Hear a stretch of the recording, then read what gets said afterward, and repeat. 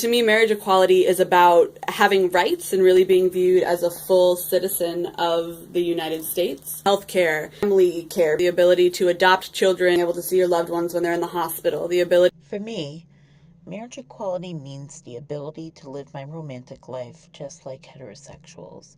Most people date, get married, and have children. I want the same sequence of events for my life, but I can't have that without the legalization of same-sex marriage. To me, the legalization of such is more than just access to state and federal benefits, but rather a social statement that homosexuality is equal to heterosexuality. We are all human beings who want to love and be loved. For me, I think the biggest misconception about gay marriage is that there has to be some sort of expression in this process of who's going to be the bride and who's going to be the groom. I think a lot of people expect when they go to gay marriage ceremonies or even see photos or comments in magazines that when they see two women or two men dressed up in the same outfit, they're puzzled because they have no clue who the man is and who the woman is. And I think for me, it's not about fighting for the equality of the heterosexual norm. It's about individuality and really, really celebrating that and allowing folks who are, in the queer community to have the same access to the rights that heterosexual folks have. So it's just, I think we sort of take that a little further when we're looking to put people in some sort of box. And it's not about that. It's about people wanting equality. And I think it's interesting when people are looking for that piece. They're puzzled. They see Ellen and they've seen two women in white dresses and they're going, well, where the heck's the groom? I don't understand what's happening in this. So it's not about that. It's just about celebrating the love between these folks and, hopefully wishing them the same happiness that any couple would have. I think one of the biggest misconceptions about LGBTQ people and their relationships is that it's primarily based around sex and sexual activity. One of the many misconceptions that I've heard is that people who identify as LGBTQIA Lesbian, gay, bisexual, transgender, questioning, intersex, asexual. are just doing it to have sex or to be together for a very short amount of time. Which is really unfortunate because heterosexual relationships are defined through multiple dynamics: love, romance, spiritual growth, emotional connection. And the fact that we reduce LGBTQ relationships to just this one minute aspect isn't representative of what marriage equality is truly about. It's about creating a space where everyone can participate in being with someone that they love and growing with that person. And I think that's what essentially we are all striving for. I think one of the common misconceptions that society has about LGBT people is that they choose to be gay. So when we talk about things such as same-sex marriage, people say, oh, gay people, they want special rights as opposed to equal rights.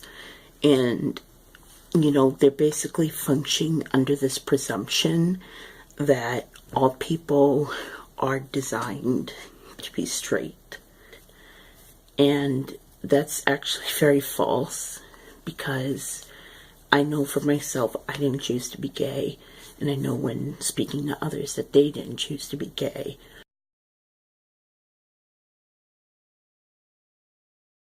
Hello, my name's Lucas, and I'd like to talk about a misconception that I've seen about marriage equality within the queer community, and particularly in the more radical segments of the queer community.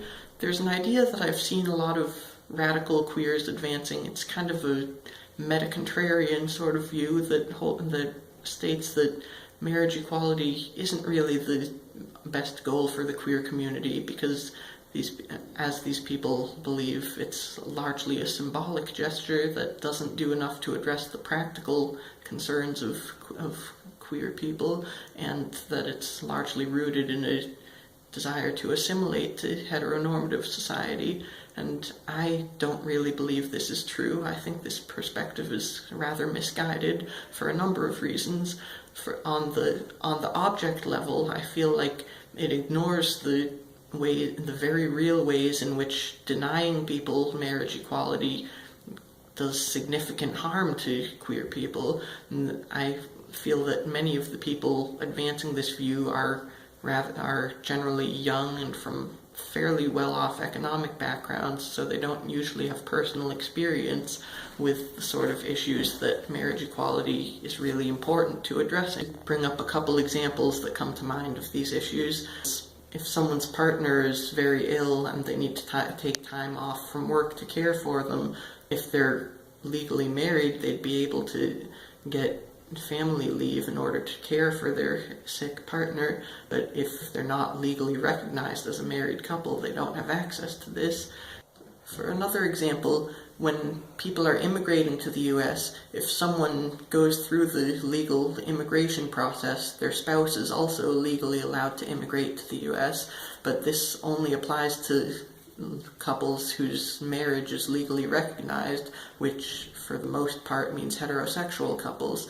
On the more meta level, I feel like the radical queer objection to marriage equality is a very ahistorical view, in that it ignores what marriage equality means in the broader historical context. Many people don't realize, but for much of human history, marriage was primarily an economic relationship, and the idea of marrying for love is actually a more recent view, and when it first began to become popular, it was seen as a very subversive idea, and I feel like this, what marriage equality really means to me, is the sort of the re-radicalization of the idea of marrying for love. It's bringing the idea of autonomy back to the forefront and asserting that we as humans have the right to shape our lives around the relationships that are meaningful and important to us, and not just what's socially or economically most convenient.